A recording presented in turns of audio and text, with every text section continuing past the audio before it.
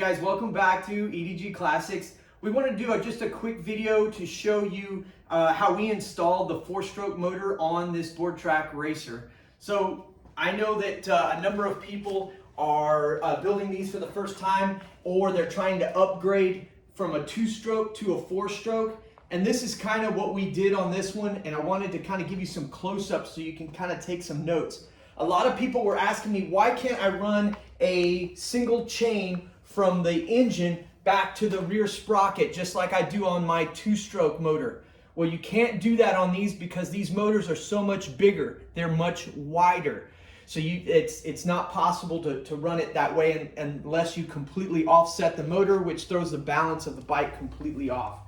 So this one, we used a center plate. You can make that plate out of plate steel, or you can purchase those engine mounting plates.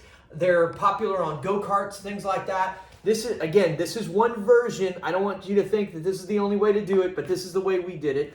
So this is very similar to the way a go-kart type plate works. We have it sitting across the bottom, have a couple of clamps welded to the bottom and then clamping on the frame as well. And we centered these bolts, the mounting bolts, to the frame. So that's front and back. And then of course, as far as the tilt goes, it really depends on the version. You don't want to tilt it too much because then you start throwing your float bowl off and stuff like that. But you want it fairly level, just kind of, again, depending on what you're trying to replicate, or if you're even trying to replicate anything.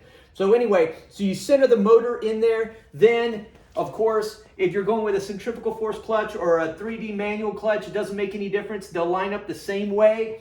And the money shots are going to be right over the top of the motor, so you can see how much wider this motor is, again, than the 2-stroke.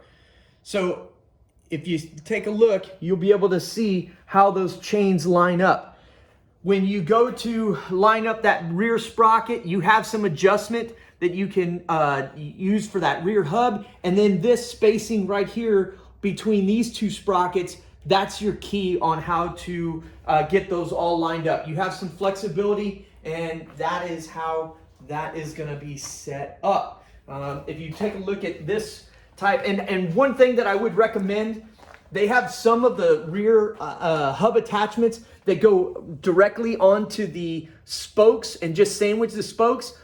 That's fine if you're starting out with a 2-stroke motor, but on the 4-strokes, they put out a lot of oomph, and I don't want you to start bending spokes. These that clamp right onto the hub like that is kind of the best way to go on there. But you can see I've got some adjustment. I can go in or out with this sprocket, and then of course you may have to make some little adjustments on this side as well as far as that distance, so that again all three will line up the way you want them to. Alright guys, thanks for watching. Hopefully if you have any questions, you can just comment below. I'll respond to you as quick as I can. We appreciate any likes and subscriptions, and when you're out there, ride safe.